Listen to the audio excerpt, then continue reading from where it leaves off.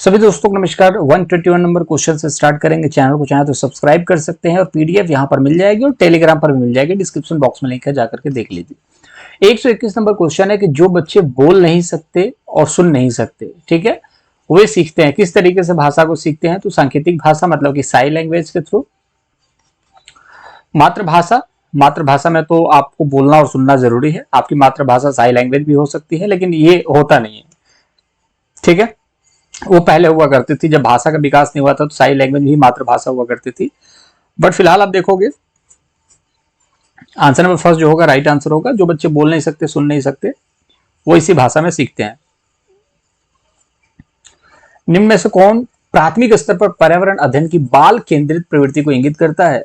अगर आप प्राथमिक स्तर पर पढ़ाई कर रहे हैं, बच्चे हैं, तो सोचिए इस चीज को कि आप क्लास 5 तक पढ़ाई कर रहे हैं और पर्यावरण अध्ययन की क्लास हो रही है, तो उसके दौरान आपका जो कहीं ना कहीं प्रवृत्ति है वो क्या कहने की कोशिश कर रहा है, किस तरीके से आप चीजों को सीखोगे, ठीक है। तो आप जब 8-9 साल के हो तो आपको किस तरीके से सीखना है, इस चीज को देखो। स्कूल में विद्यार्थियों को जीवन को स्कूल से बाहर उनके जीवन से जोड़ना, ठीक है। अगर जब जीवन को अपने बाहर से जोड़ोगे इस उम्र में तो चीजें आसान हो जाएंगी, पर्यावरण सीखना आसान होगा। आज हम कैसे सीख रहे हैं? पढ़ाई करके सीख रहे हैं ना, किताबों से चीजों को सीख रहे हैं लेकर के। बहुत सारी चीजें ऐसी आएंगी जो हम नहीं जानते हैं, बट हमें पढ़ना है। लेकिन छोटे बच्चों को जितना ज्यादा आप कहीं ना कहीं आप देखोगे ना, अटैच करोगे चीजों से, ठीक है, मूर्त चीजों से, वो चीजें उतनी ही ज्यादा उनके दिमाग में छपती हैं, ठीक है। Answer number first right answer. अच्छा, और भी है क्या ऑप्शन? ठीक, और भी ऑप्शन देखते हैं। रटने को हतोत्साहित करना, ये भी सही बात है। रटने को हतोत्साहित करना, जहां रटे उसको बोलना है, नहीं नहीं रटना नहीं है, रटने वाला काम नहीं, अनुभव होना इंपॉर्टेंट है, ठीक है, अनुभव लेना है आपको, तो रटना नहीं है। हतोत्साहित करना निगेटिव होता है, लेकिन रटने को हतोत्साहित करना ये पॉजिटिव हो जाएगा, ठीक है। तो ए और बी जहां दिखता है वो सही होगा। ए बी यहाँ पर दिख रहा है, ये तो यहाँ नहीं, यहाँ पर ए नहीं, ए बी यहाँ पर भी है, यहाँ पर भी हो सकता है सी भी सही हो। सीखने के लिए किताबी शिक्षा से प्रस्थान, स्कूल घर समुदाय के बीच स्पष्ट सीमाएं, तो स्पष्ट सीमाओं की बात की जा रही है और किताब से प्रस्थान की बात की जा रही है, ठीक है। या तो डी का तो कहीं ऑप्शन ही नहीं है, तो डी तो यहाँ पर गलत ही हो गया। या तो सी सही है या तो सी गलत है भाई, क्योंकि दोनों में आप देखोगे ना कि ए है और बी है, और ए बी तो यहाँ पर है ही। अब इसमें सी है नहीं, इसमें सी है।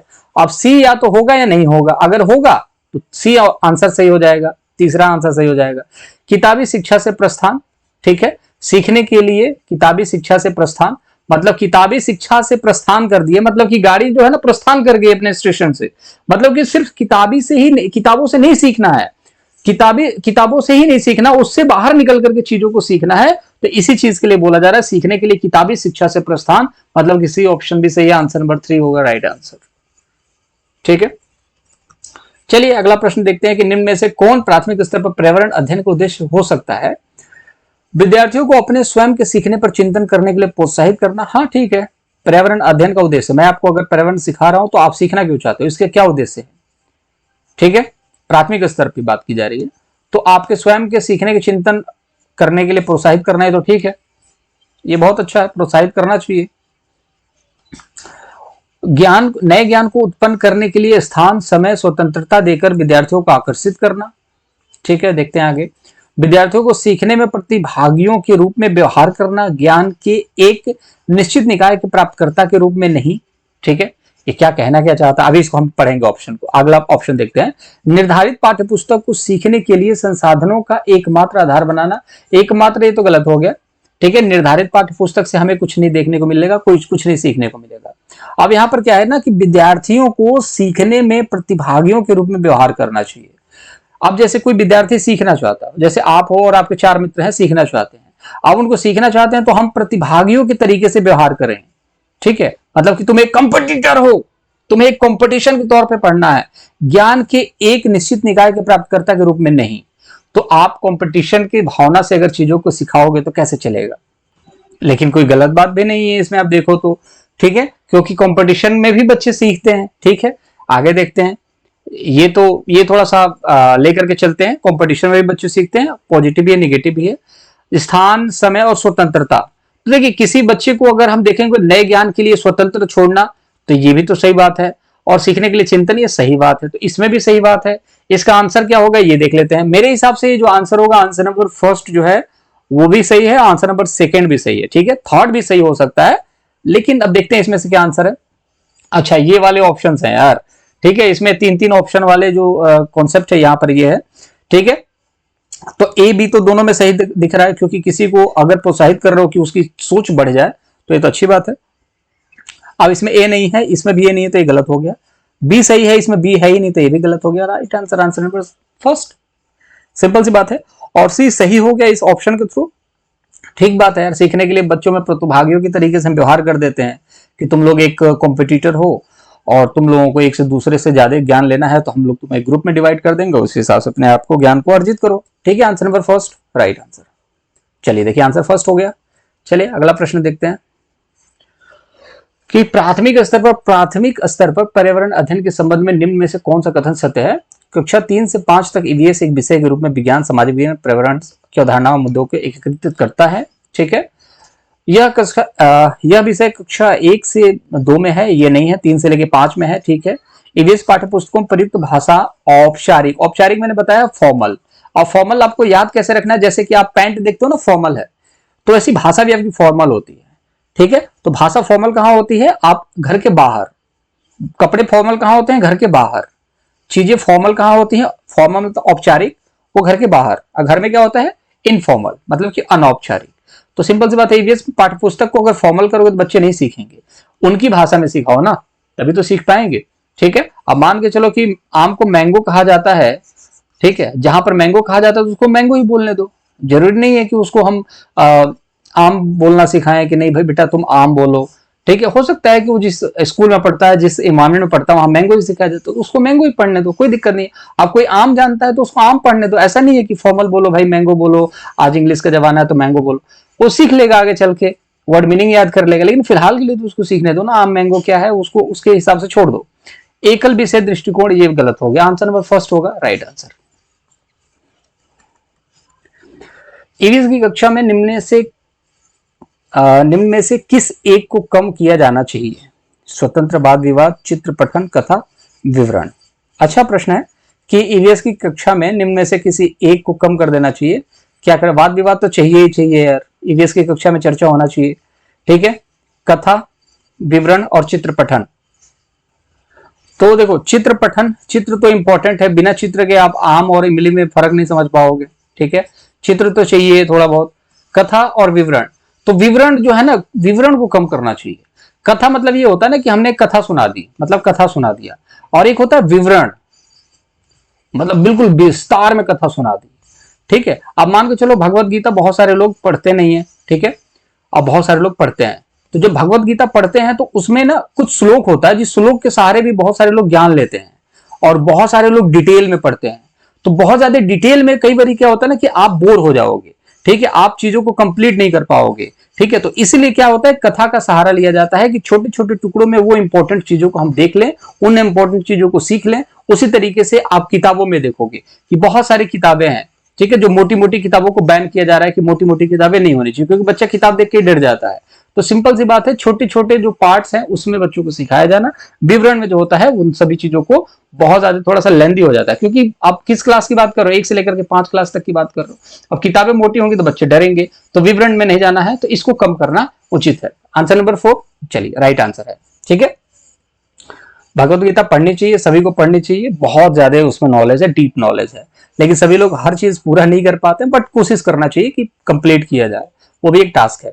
प्राथमिक स्तर पर ईवीएस सीखने के लिए वास्तविक चुनौती क्या है। परिभाषाएं जानकारी है, रटकर सीखना है, अवधारणाओं का विवरण है, विद्यार्थियों के लिए खुद को व्यक्त करने के अवसर है। वास्तविक चुनौती क्या है, ठीक है, तो अब वास्तविक चुनौती के बारे में बात कर लेते हैं। परिभाषा जानकारी, ये कोई चुनौती नहीं ईवीएस के लिए, रटना तो बेकार है। अवधारणाओं का विवरण, कॉन्सेप्ट के विवरण के बारे में, विवरण को हमने क्या किया, अभी खत्म किया, विवरण नहीं चाहिए। ठीक है, उसके बारे में बिल्कुल डिटेल में बात करोगे तो चीजें समझ में नहीं आती।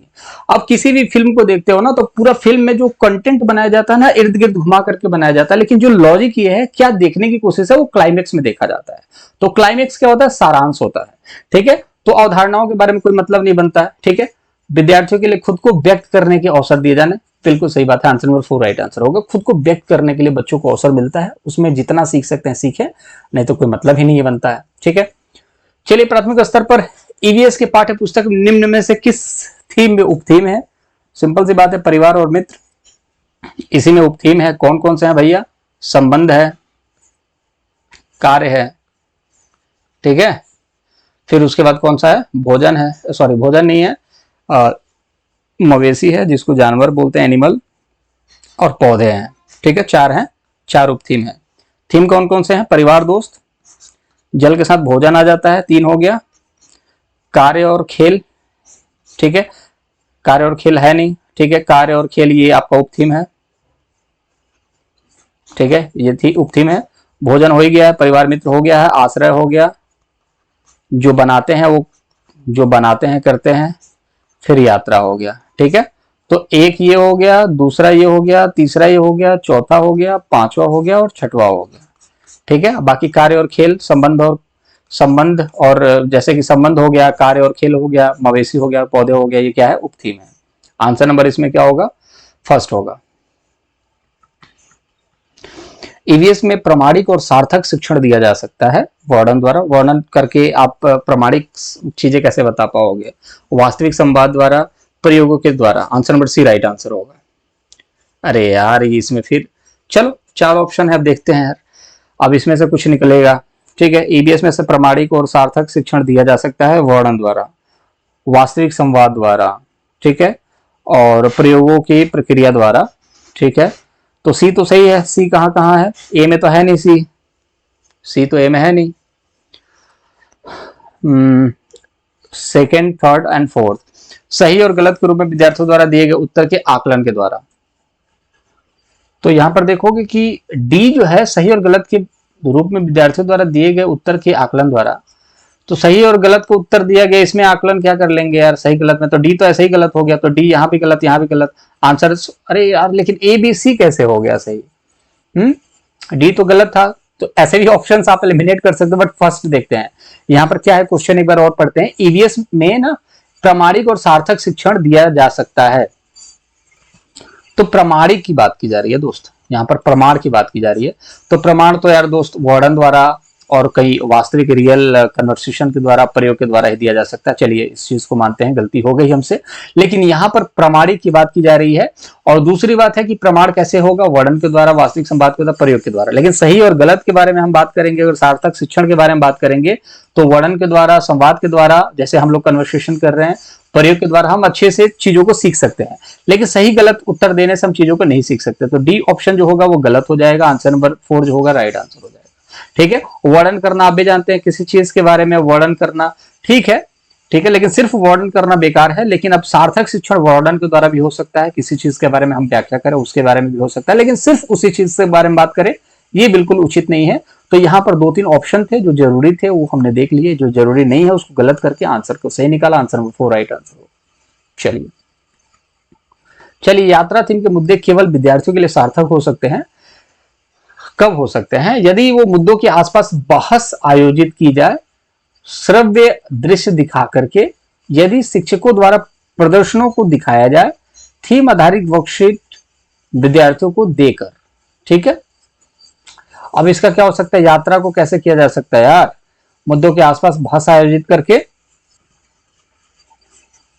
और विद्यार्थियों को श्रव्य दृश्य दिखा करके, यदि शिक्षकों द्वारा प्रदर्शनों को दिखाया जाता है, थीम आधारित वर्कशीट विद्यार्थियों को देकर।